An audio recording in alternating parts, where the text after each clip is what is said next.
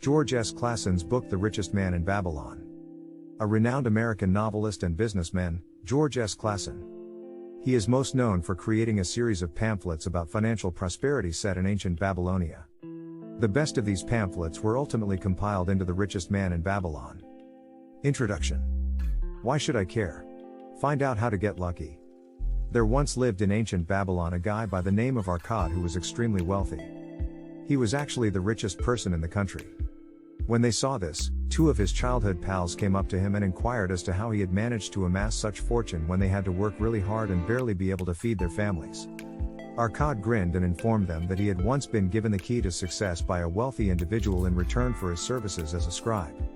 "A percentage of all you earn is yours to keep," was the key phrase. To put it another way, you should invest your money properly rather than spending everything you make. Akkad had started off by saving up enough money to lend to a shield maker. The shield maker then paid interest on the loan, increasing Akkad's riches. Richest person. You can find the lessons that can be drawn from similar stories in Babylon and applied to contemporary circumstances in this overview. You'll learn why lending money to a lumberjack is never a good idea unless they need it for their tree felling business. You'll finally understand why working hard is the only way to achieve good luck. Principle 1. To accumulate wealth, one must prudently save and invest. Have you ever pondered why some people are more successful than others at accumulating wealth? Is it because they are frugal and invest every dollar they save in their mattress while others waste their money on a variety of trinkets? The truth is that the key to prosperity resides between these two extremes. In order to be wealthy, you must not just hoard money but also know how to manage it. Of course, starting to save money is the first step. Naturally, this implies that you must live within your means and cannot spend all of your income. Perhaps you could reduce some of your small indulgences, like the city weekend you had planned in Paris or the quilted toilet paper you purchase. The standard stuff will serve just as well. However, accumulating funds in this manner won't be enough to make you wealthy. Additionally, look for investment opportunities. This is due to the fact that the value of the money in your mattress won't rise. Even depositing it in a bank will only yield a pitiful interest rate. Instead, you must invest your money in assets that will increase your wealth, such as stocks, bonds issued by the government, or capital for new businesses. If you execute this correctly, your savings will grow in value without requiring any additional work on your behalf. When you do invest, though, make sure to do it sensibly. Only give your money to individuals who can manage it. For instance, you shouldn't donate money to a lumberjack just because he claims to be starting a firm that will buy and sell diamonds. Giving your money to a hedge fund, on the other hand, can make sense as they are likely to be more knowledgeable about the market than you are. Principle 2. The key to achieving financial success is to constantly acknowledge your ignorance.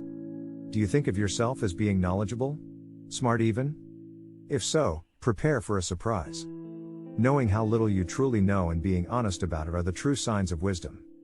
Socrates, an ancient philosopher, thought himself enlightened for acknowledging, "I know that I know nothing." This approach should also be used when learning new things. Instead of deluding yourself into thinking you now know a lot, take a moment to look around. It is a truth of life that, if we choose to notice them, the acquisition of new information also makes other areas of ignorance more apparent. For instance, after you understand the theory of relativity's fundamentals, you can't help but run into its more intricate and advanced sections, which force you to acknowledge that there is still a lot you don't know. You actually feel more ignorant now than you did before.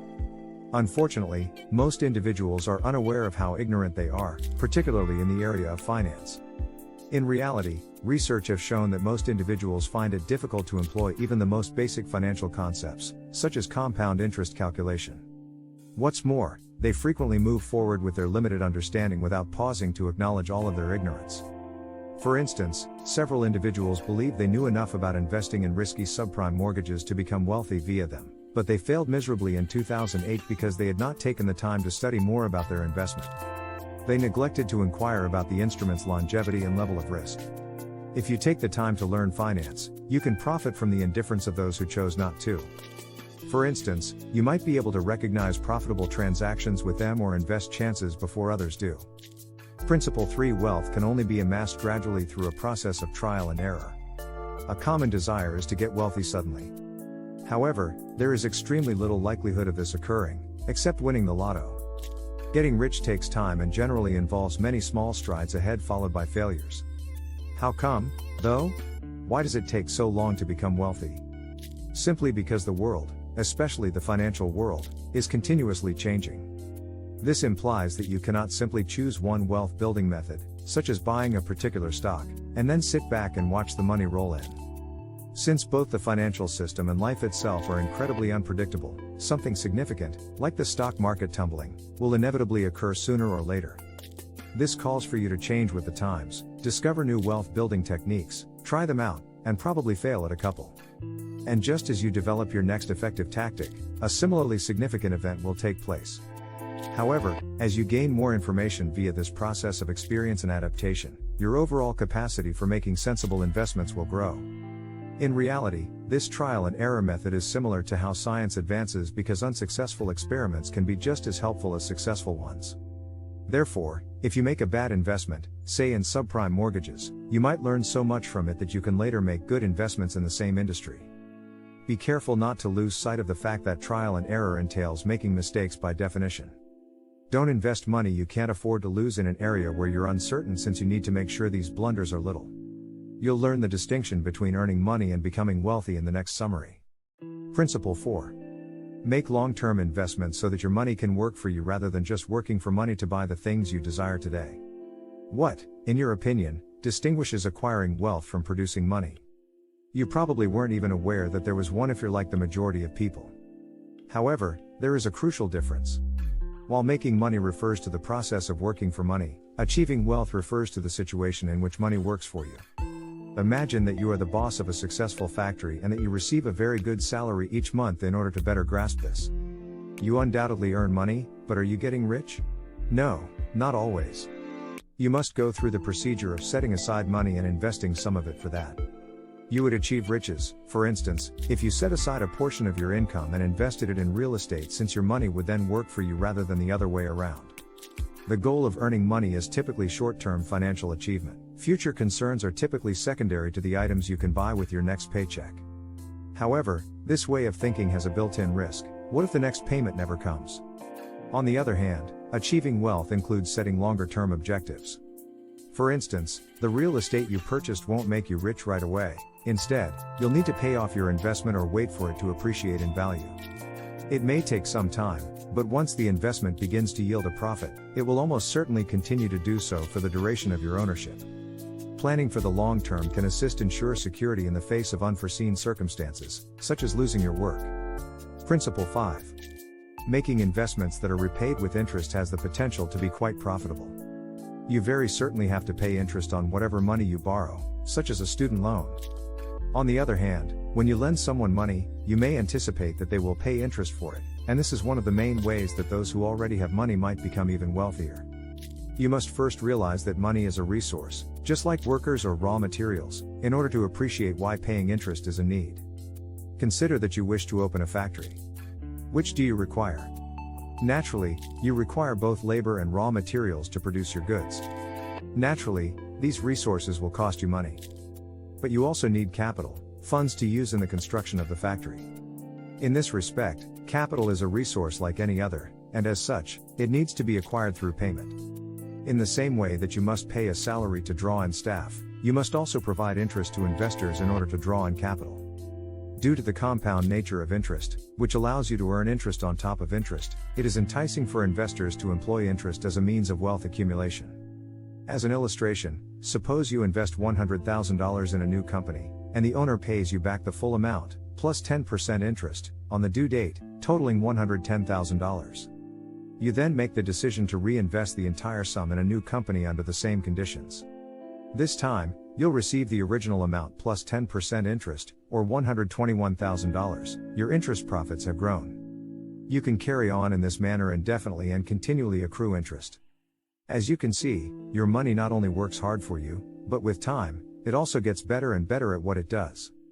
You'll then learn the connection between good fortune and effort. Principle 6. Unlike chance, opportunity can be forced to happen more frequently. It is a source of good fortune. What do you think luck is? Many people believe that serendipitous, haphazard events are the cause of luck. But is this actually true all the time? Let's say you're competing in a tennis competition. You've put in months of diligent practice and planning. The ball finally bounces just out of your opponent's reach, and you win the title by causing it to clip the top of the net. Was this only accidental good luck? Of course not, you had worked hard to acquire that good fortune. When people refer to random luck, they actually mean chance. Chance refers to an arbitrary, uncontrollable event, such as winning the lottery or being hit by lightning. Since luck is not genuinely random, it is necessary to separate it from chance. Instead, they earn it via hard effort. How therefore might you strive to become luckier? You can simply enhance your wealth by being always on the lookout for ways to do so. Imagine, for instance, a businessperson with a keen interest in consumer technology who spends time each day reading trend reports, assessing the state of the world's finances, and interacting with innovators in her network.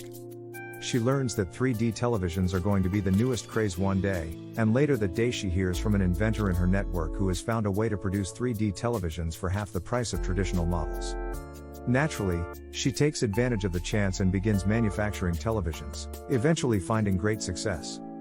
It's obvious that her diligence, watchfulness, and desire to grab the moment were what led to this stroke of luck. Principle 7. Work hard to see opportunities and act quickly to take advantage of them. Be prepared is the Boy Scouts motto, which you presumably already know. You should follow it as well to discover fresh chances to grow your fortune. You saw in the preceding description how seeking for and taking advantage of opportunities can result in good luck, but on the other side, letting them pass you by can result in poor luck, missed opportunities, and if only I had. Tails. Why do individuals then pass up opportunities? They procrastinate far too frequently, which is the reason.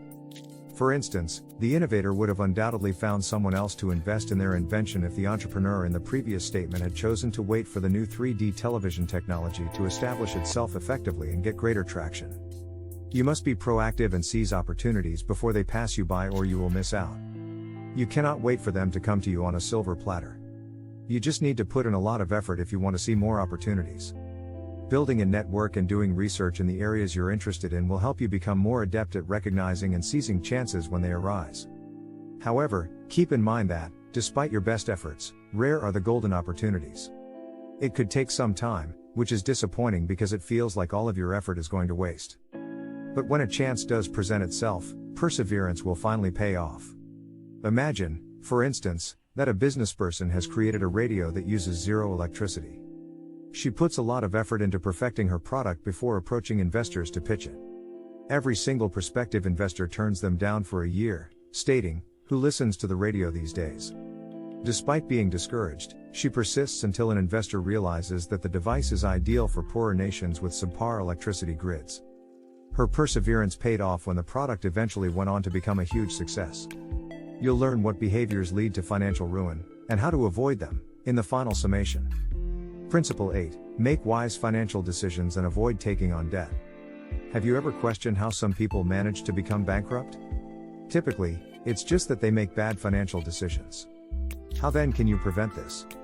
First and foremost, you must base all decisions on costs and expenses on a realistic assessment of your financial situation and personal demands.